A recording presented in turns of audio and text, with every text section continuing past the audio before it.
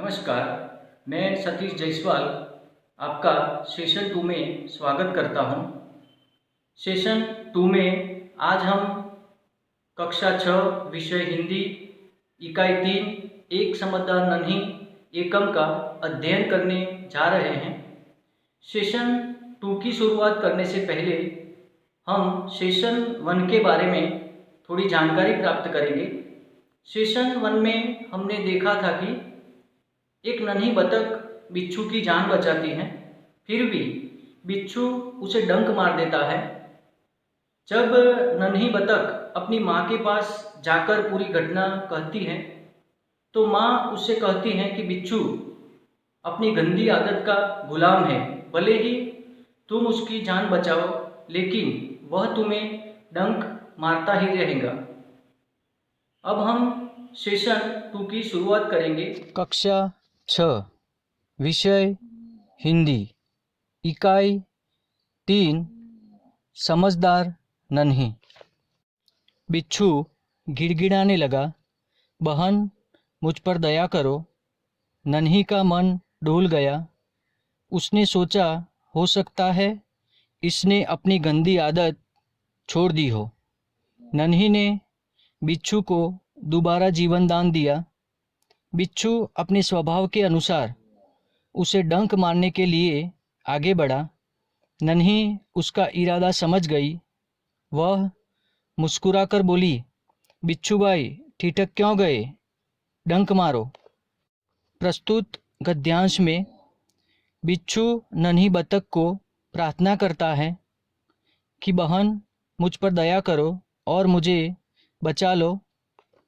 नन्ही सोचती है कि शायद इसने अपनी गंदी आदत छोड़ दी हो, इसलिए वह उसका जीवन दोबारा बचाती है। लेकिन बिच्छू स्वभाव के अनुसार उसे डंक मारने के लिए आगे बढ़ता है। नन्ही उसका इरादा समझ जाती है और मुस्कुराकर बोलती है, बिच्छू भाई ठिठक क्यों गए, डंक मारो ना। दूसरा गद्यांश।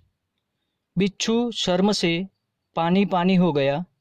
वह खिसियाकर बोला, बहन एक बात बताओ, मैंने सदा तुम्हारे साथ विश्वासघात किया, फिर भी तुमने मेरे साथ भलाई ही की, ऐसा क्यों।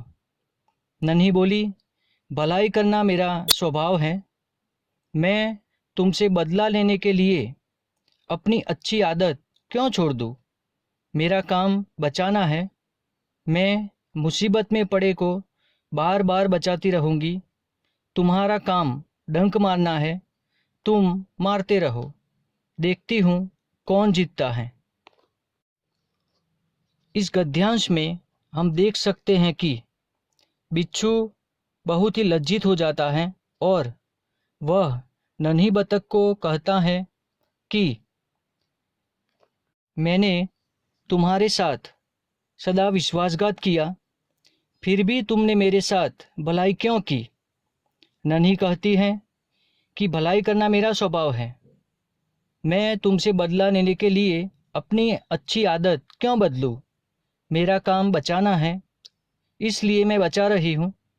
तुम्हारा काम अर्थात तुम्हारा स्वभाव डंक मारना है, तो तुम अपना काम करो, देखते हैं हम दोनों में से कौन जीतता है। तीसरा गद्यांश। बिच्छू पछतावे से भर गया, बोला, नन्ही बहन आज तुम जीत गई। मैं वचन देता हूँ कि अब मैं किसी निर्दोष जीव को डंक नहीं मारूंगा। नन्ही खुश होकर नदी में चल दी। माँ ने आज फिर पूछा, बेटी कहाँ देर कर दी। नन्ही ने पूरी घटना बता दी। माँ प्यार से बोली, प्यारी समझदार नन्ही, भले लोग अपनी बार बार की भलाई से इसी तरह बुरे लोगों को भला बनने की राह दिखाते हैं। नन्ही प्रसन्न होकर थिरकने लगी।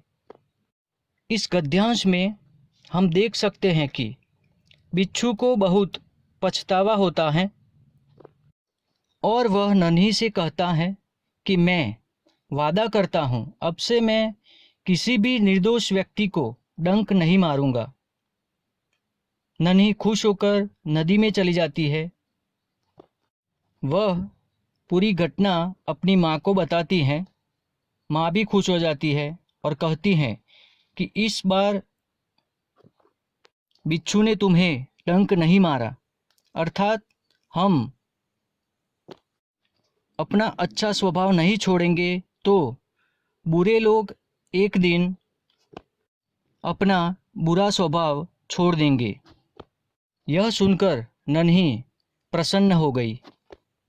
शब्दार्थ: तट, किनारा, स्वभाव, प्रकृति, सहसा, एकाएक, खिसियाकर, लज्जित होकर, निर्दोष, बेकसूर, दोष रहित, राह, रास्ता, प्रसन्न, खुश, दलदल, गीली जमीन जिसमें खड़े होने पर पाँव फंसता चला जाए। मुहावरे: अनसुनी करना, ध्यान न देना, आदत का गुलाम होना, आदत से मजबूर होना, वचन देना, वादा करना, मन डोलना, विचार बदलना, जीवन दान देना, नया जीवन देना, शर्म से पानी पानी होना, बहुत लज्जित होना, थिरकने लगना, खुशी से नाचने लगना। सर्वनाम: संज्ञा के स्थान पर प्रयुक्त होने वाले शब्द सर्वनाम कहलाते हैं, जैसे कि आप, कुछ, हम, मेरी, मैं, उसे, वह। धन्यवाद।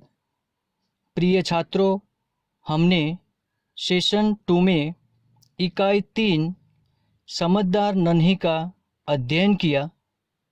आशा रखता हूँ आप सब शब्दार्थ एवं मुहावरे का अध्ययन करेंगे एवं प्रश्नों के उत्तर समझकर लिखेंगे।